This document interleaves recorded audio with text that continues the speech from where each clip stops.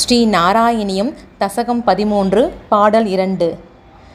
சமாயாவி விஷ்ணுஹ ஹரதி பவதீயாம் வசுமதி பிரபோ கஷ்டம் கஷ்டம் கிமிதமிதி தேனாபி கதிதக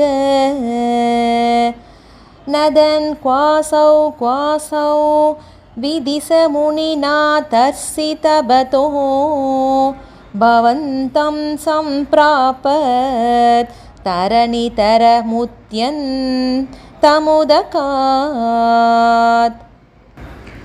பொருள்: அந்த மகாவிஷ்ணு உன்னுடைய பூமியை கவர்ந்து செல்கிறார் என்று நாரதர் சொன்னார்.